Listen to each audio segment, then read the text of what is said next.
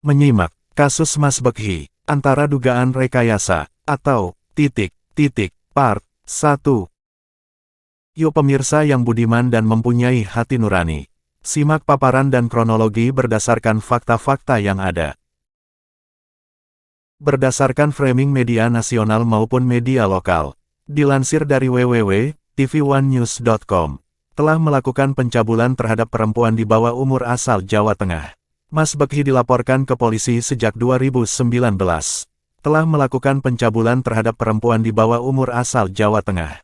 Laporan tersebut diterima pada 2019 silam oleh Polres Jombang dan terdaftar dengan nomor LPB 392 XRES pukul 1.24 2019 JATIMRES JBG.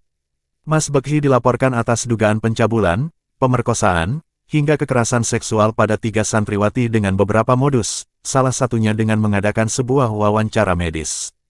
Naasnya, laporan dari korban sempat mengalami beberapa hambatan. Salah satunya, laporan tersebut sempat dihentikan oleh Polres Jombang lantaran tidak memiliki bukti lengkap. Laporan tersebut sempat dihentikan oleh Polres Jombang lantaran tidak memiliki bukti lengkap. Selain itu, kasus tersebut sempat 2 kali ditolak di tahap pra-peradilan, yakni pada 2021 silam.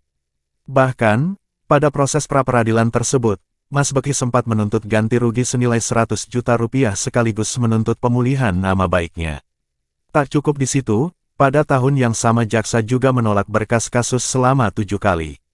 Tak cukup di situ, pada tahun yang sama jaksa juga menolak berkas kasus selama 7 kali.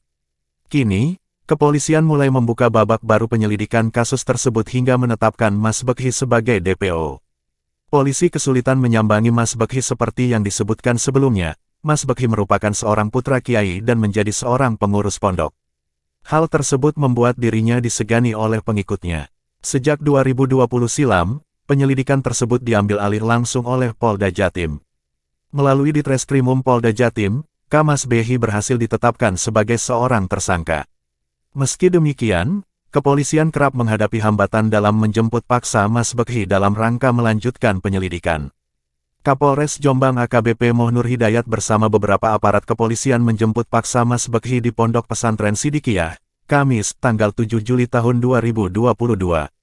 Tim kepolisian tersebut bertemu dengan sosok ayah Mas Bekhi, Kiai Muhammad Muhtar Muti yang menyambut mereka. Meski sempat mengaku akan langsung mengantarkan anak ke kantor polisi, Kiai Muhtar mengaku anaknya difitnah atas tuduhan kasus pencabulan tersebut. Demi untuk keselamatan kita bersama. Demi kejayaan Indonesia Raya, untuk kebaikan kita bersama, masalah fitnah ini, masalah keluarga, ujar Kiai Muhtar. Demi untuk keselamatan kita bersama, demi kejayaan Indonesia Raya, untuk kebaikan kita bersama, masalah fitnah ini, masalah keluarga, ujar Kiai Muhtar.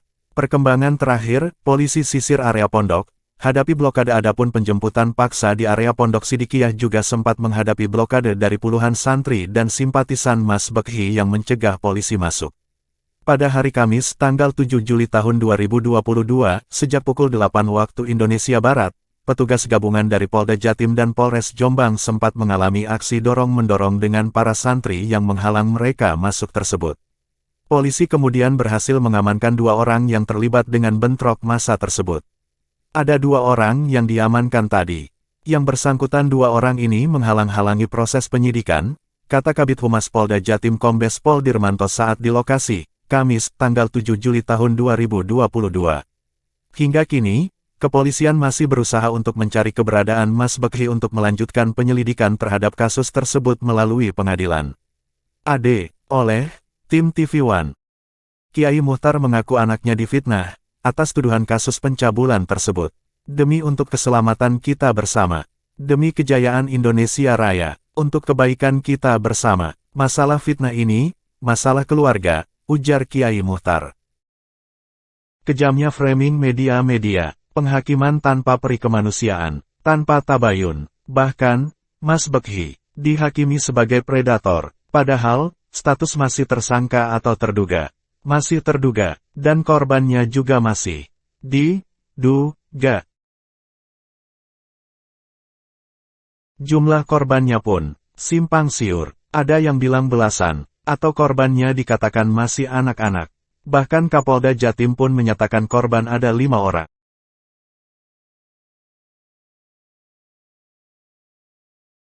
Selamat malam, pada hari ini jajaran Polda Jawa Timur beserta Polres Jombang di dalam menerima laporan terkait dengan korban dugaan pelecehan seksual sebanyak 5 orang, dan kami telah melakukan koordinasi terkait dengan proses penyidikan yang telah dilakukan. Kemudian pada bulan Januari 2022 berkas telah dinyatakan lengkap oleh jajaran Kejati. Framing vs fakta persidangan. Padahal, ternyata dalam dakwaan korbannya ini 1 orang, kata Gede Pasek, saat sidang perdana, Senin, tanggal 18 Juli.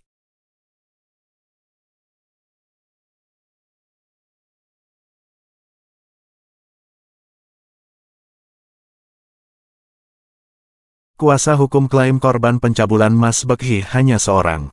Senin, tanggal 18 Juli tahun 2022, pukul 17.43 waktu Indonesia Barat. Oleh Frederikus Hardianto, FFS. Surabaya, Berita1.com. I Gede Pasek Suardika, kuasa hukum Muhammad Subci Azal Tesani, 42 tahun, alias Mas Bekhi atau MSAT, mengklaim korban pencabulan santriwati di pesantren Sidikiyah. Hanya 1 orang. Hal itu, katanya, berdasarkan fakta persidangan yang menghadirkan terdakwa Mas Bekhi dan digelar secara tertutup di Pengadilan Negeri Surabaya, Senin, tanggal 18 Juli tahun 2022. Untuk itu, Pasek merasa Mas Bekhi saat ini dizalimi dan diadili hanya berdasarkan opini yang beredar di media. Mas Bekhi sendiri, sekarang merasa sangat dizalimi karena kejadian itu tidak ada. Dan diadili karena opini, kita buka saja sekarang.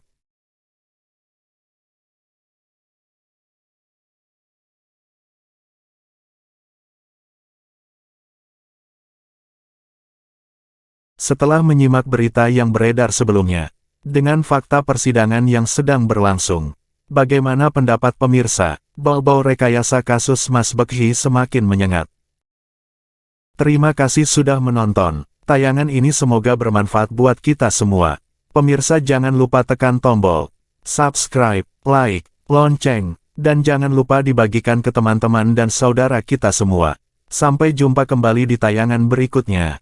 Channel Panggilan Jiwa. Terima kasih sudah menonton.